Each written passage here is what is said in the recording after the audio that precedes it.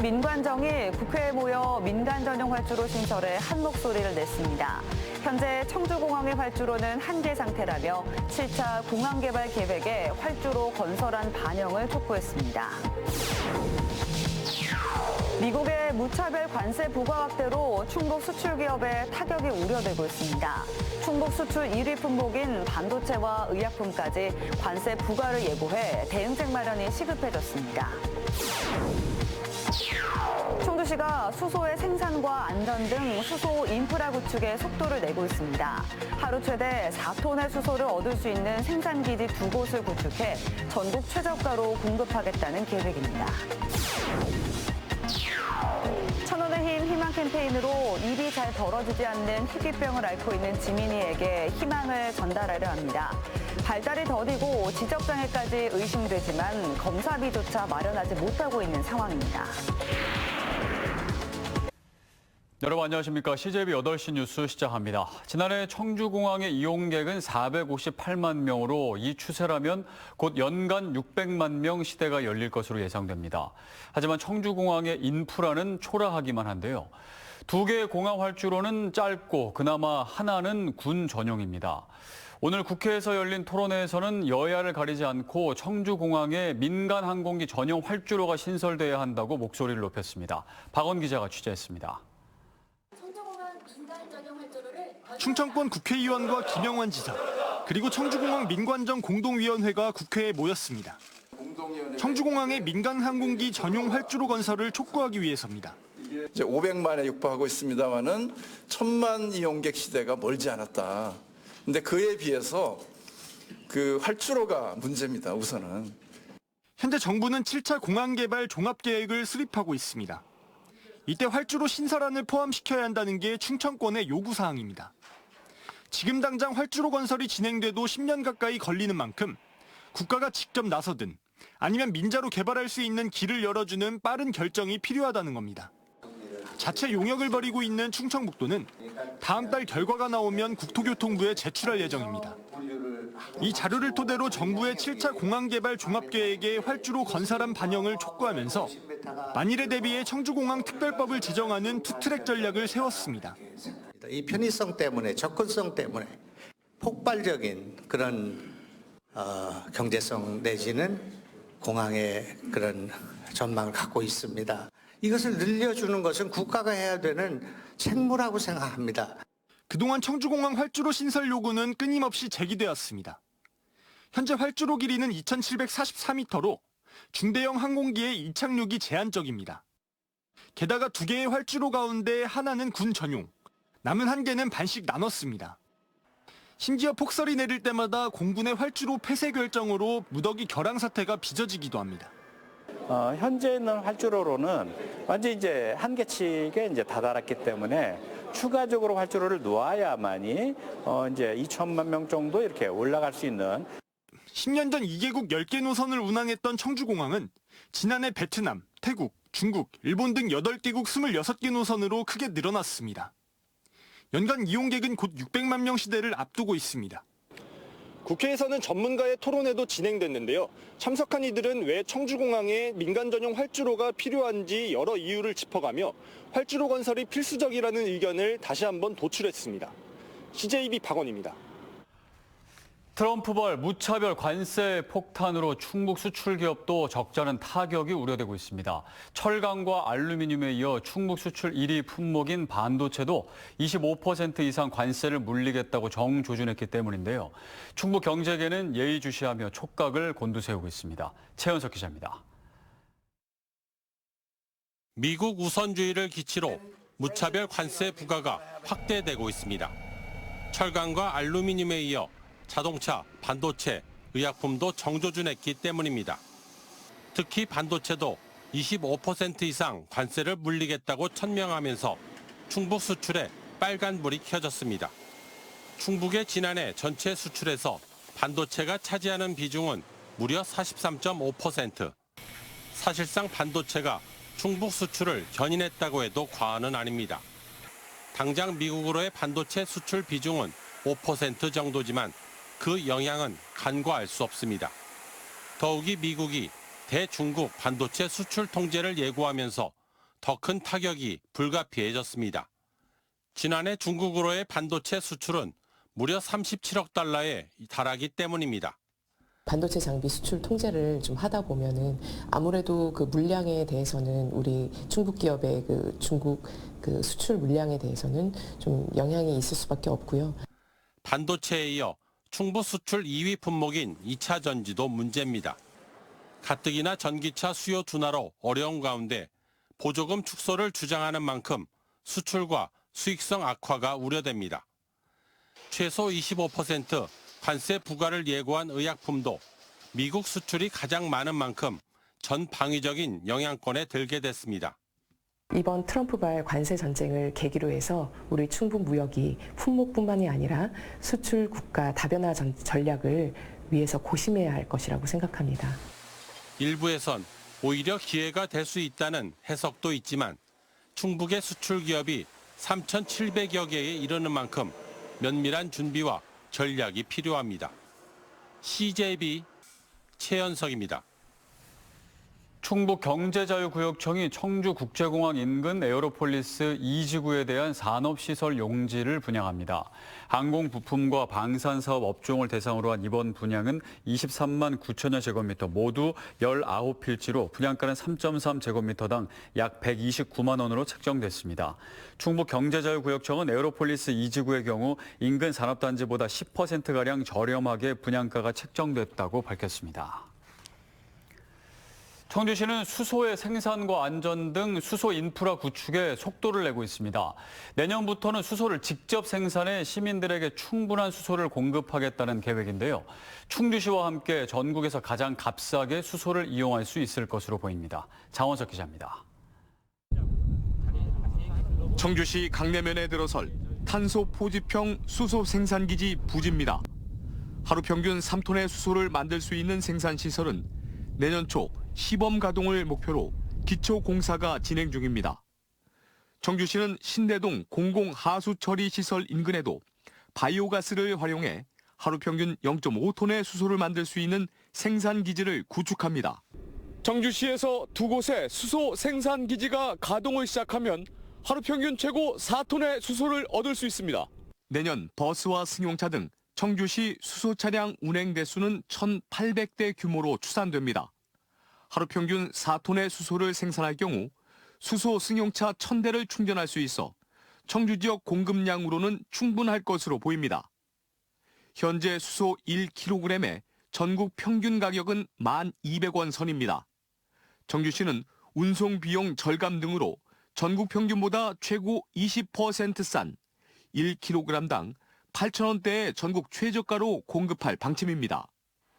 충주시 음식물 바이오센터가 수소 1kg당 8,000원 중반 수준으로 공급하고 있는 점을 감안하면 충북의 수소 이용 환경은 전국에서 가장 좋은 수준에 다다르게 됩니다. 청주시는 올해부터 국토교통부의 수소도시 조성사업에 참여하여 수소의 생산, 운송, 저장 및 활용이 도시 안에서 모두 이루어지는 수소 밸류체인을 형성할 계획입니다. 청주시는 지난해 10월 문을 연 전국 최대 규모의 액화 수소 충전소 운영과 함께 내년 준공될 전문 인력 양성을 위한 수소가스 안전 허브 센터 등 수소 산업 전반의 인프라 확대에도 속도를 내고 있습니다. CJB 장원석입니다. 4살 지민이는 유전자 이상으로 입이 잘 벌어지지 않아 밥을 먹을 때면 1시간 넘게 사투를 벌이는데요. 제대로 된 식사가 어렵다 보니 발달이 더디고 지적 장애까지 의심이 되는 상황이지만 검사비조차 마련하지 못하고 있는 상황입니다. 김세희 기자입니다. 올해로 4살인 지민이는 입이 잘 벌어지지 않아 음식을 먹을 수도 씹기도 어렵습니다. 유전자 이상으로 국내에서 질병 코드조차 없을 정도로 드문 희귀병을 앓고 있기 때문입니다. 잘게 다진 이유식이나 국물 형태로 밥을 먹지만 이마저도 쉽지 않다 보니 밥을 먹을 때면 1시간이 넘게 사투를 벌입니다. 지민이도 지민이 어머니도 지쳐만 갑니다. 아기도 이제 자기가 먹는 게 힘들어서 먹다가 중간에 잠들거나 아니면 이제 힘들면 울어요. 먹기 싫어가지고. 컨디션이 안 좋을 땐 식은땀도 엄청 흘리면서 이제 억지로는 삼키긴 하는데. 발달 또한 다른 또래에 비해 2년 넘게 느린 지민이. 더딘 의사소통과 8.9kg의 작은 체격에 2살 반 어린이집에 다니고 있습니다. 병원에서는 발달장애와 지적장애 소견을 들며 정확한 검사와 치료를 권유하고 있습니다. 하지만 일용직으로 일하는 아버지가 지민이의 병원비와 검사비, 6식구의 생계까지 감당하기는 버겁기만 합니다. 네 남매의 양육을 책임지고 있는 어머니 또한 배에 복수가 차 정밀 검사를 받아야 하지만 이마저도 어려운 상황입니다. 아버님 혼자 일용직을 하면서 생활을 하고 있기 때문에 아이들의 의료비라든지 아동 가정의 생계비라든지 지금 많이 부담이 되는 상황입니다. CJB는 초록우산 어린이재단과 함께 1000원의 힘 희망 캠페인으로 지민이 가족에게 희망을 전달하려 합니다. 초록우산 계좌로 성금을 보내주시거나 한 통화에 3,000원인 성금을 모아주시면 지민이 가족의 생활에 큰 도움이 될 수 있습니다. CJB 김세희입니다.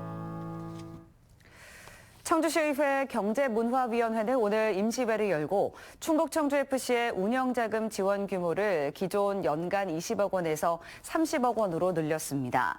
올해부터 충북 청주FC는 충청북도와 청주시, 청주FC 사회적 협동조합 컨소시엄이 각각 30억 원씩 운영자금을 부담하게 따라 운영비 90억 원을 확보하게 됐습니다. 2024 시즌 K리그2에서 10위를 기록한 충북 청주FC는 이번에 확보한 운영비로 우수선수 확보 등을 통해 전력을 강화한다는 구상입니다. 충북선거관리위원회가 다음 달 5일 실시되는 제1회 전국 동시 새마을금고 이사장 선거 후보자 등록을 마감한 결과 48개 금고에 75명이 등록해 평균 1.6대 1의 경쟁률을 기록했습니다. 선거 대상 48곳 중 29곳은 단독 출마해 무투표 당선됐고 상당구 우리와 서원구 세빛, 진천군 상진 등 19개 새마을금고에서 선거가 실시됩니다. 후보자는 위탁선거법에 따라 내일부터 선거 전날인 다음 달 4일까지 선거운동을 할 수 있으며 다만 오후 10시부터 다음 날 오전 7시까지는 전화와 문자 메시지를 이용한 선거운동은 할 수 없습니다.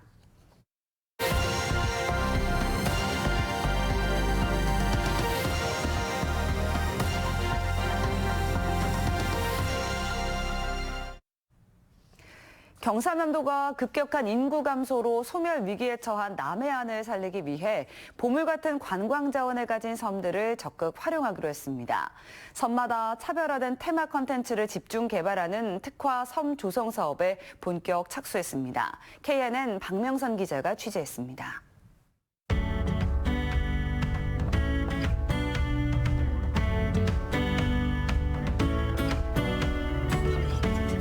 트레킹을 위해 인천에서 통영 두미도를 찾아온 관광객이 남해안 푸른 바다를 보며 둘레길을 걷습니다. 66가구, 97명이 사는 작은 섬 두미도에 둘레길이 조성된 뒤 최근 2년 동안 관광객 1000여 명이 다녀갔습니다. 길이 너무 좋아요. 그리고 멋진 풍광을 보면서 이렇게 걷는 것이 참 최고의 장점이라고 볼 수가 있죠. 경남도는 올해 두미도를 트레킹 인증 테마섬으로 지정하고 코스를 완주한 관광객들에게 인증서와 경품을 제공해 트레킹 명소로 만든다는 계획입니다. 하던 옛길을 복원한 둘레길입니다. 그래서 그 길을 걷다 보면 옛날 분들이 살았던 그 삶의 흔적이나 터전도 같이 경험할 수 있는 그런 둘레길이라는 점. 경남도는 또 두미도에서 전국 최초 시행한 섬택 근무를 남해조도 등 다른 섬으로도 확대하기로 했습니다. 섬택 근무자들이 높은 만족도를 보이는 만큼 외지인 유치에도 큰 도움이 될 것으로 보고 있습니다. 항상 사무실이라는 같은 공간에서만 일하다가 이렇게 섬택 근무하니까 공기도 좋고 그리고 바다도 보이니까 엄청 새롭고 또 힐링이 되는 것 같습니다. 전국에서 두 번째로 많은 경남의 섬 554개를 관광자원으로 적극 활용하는 사업이 올해부터 본격 추진됩니다. 경남도는 섬별로 고유한 자원을 살려 특색 있는 관광 콘텐츠를 개발한다는 계획입니다. 통영 두미도 이외에도 통영 주도는 독립영화제를 개최해 영화 마니아의 섬으로 만들고 거제 지심도는 내년까지 웨딩, 휴양섬 등으로 조성하기로 했습니다. 경남도에서는 하나의 섬에 대한 하나의 테마를 가지고 저희가 외부 관광객들이 끌어들일 수 있는 매듭물을 만드는 데 초점을 맞추고 있고요. 심각한 지역 소멸 위기 속 특화 섬 개발을 통해 지역 활성화 효과를 거둘지 주목됩니다. KNN 박명선입니다.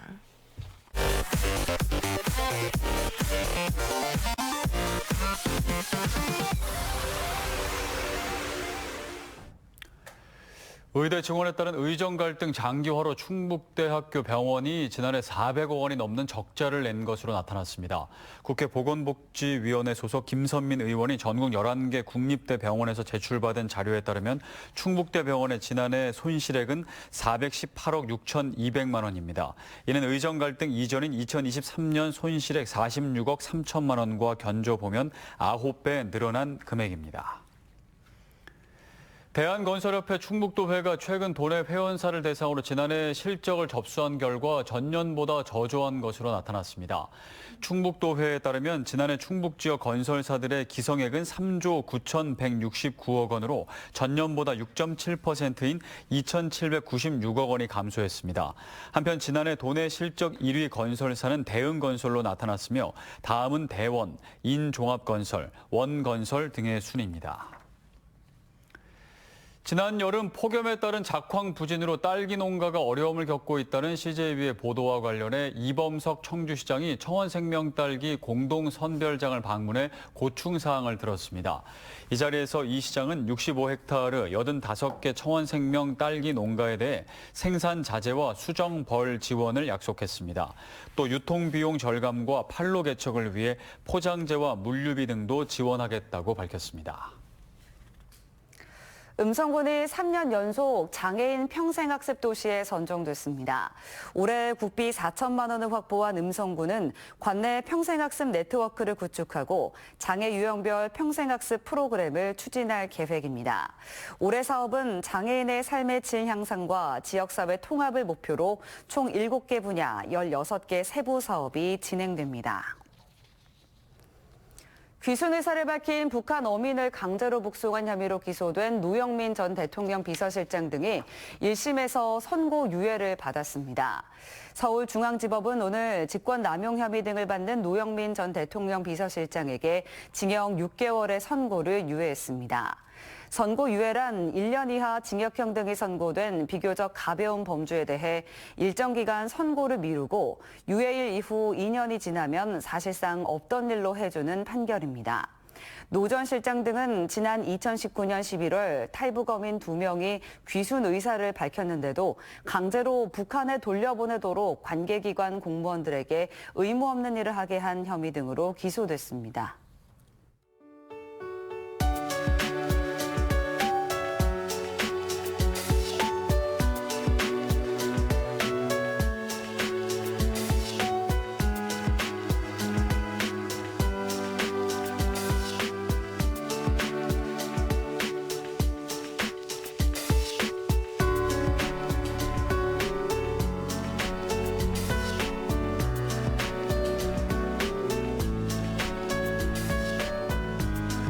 이상으로 CJB 8시 뉴스를 모두 마칩니다. 시청해주신 여러분 고맙습니다.